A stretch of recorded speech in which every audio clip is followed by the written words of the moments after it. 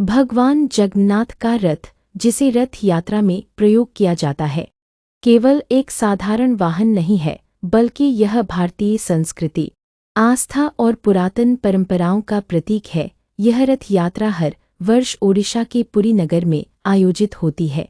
उनके भाई बलभद्र और बहन सुभद्रा के रथों को खींचने के लिए एकत्र होते हैं। इस रथ यात्रा और भगवान जगन्नाथ के रथ से जुड़ी अनेक कथाएं हैं, जिनमें गहरा आध्यात्मिक और पौराणिक अर्थ छुपा हुआ है। रथ यात्रा की शुरुआत। पौराणिक कथा।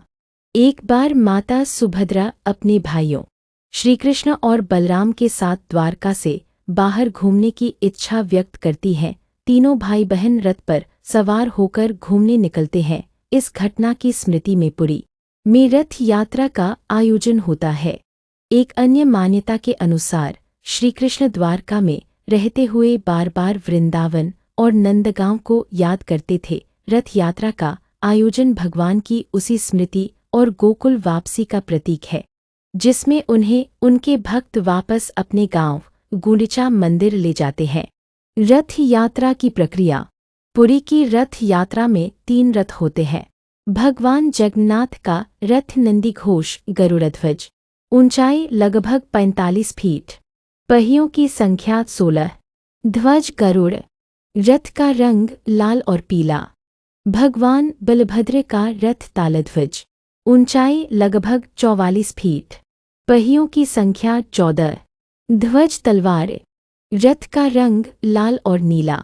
माता सुभद्रा का रथ पद्मध्वज दर्पदलन, ऊंचाई लगभग 43 फीट, पहियों की संख्या 12, ध्वज कमल, रथ का रंग लाल और काला। तीनों रथों का निर्माण पुरी के कारीगरों द्वारा परंपरा अनुसार किया जाता है। यह रथ साल में केवल एक बार बनते हैं और पुराने रथों को विसर्जित कर दिया जाता है।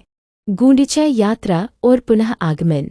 रथ यात्रा के दौरान भगवान जगन्नाथ, बलराम और सुभद्रा को रथ में बैठाकर गुंडिचा मंदिर ले जाया जाता है, जो उनकी मौसी का घर माना जाता है।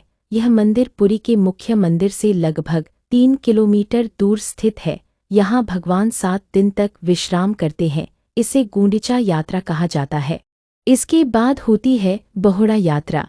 जब भगवान वापसी करते हैं, लौटते समय भगवान अपने भक्त महालक्ष्मी को मनाने के लिए रास्ते में एक रात रुकते हैं, क्योंकि बिना बताए यात्रा पर निकलने से माता लक्ष्मी रुष्ट हो जाती है। इस प्रसंग को हेरा पंचमी कहते हैं। रथ को खींचने की महिमा।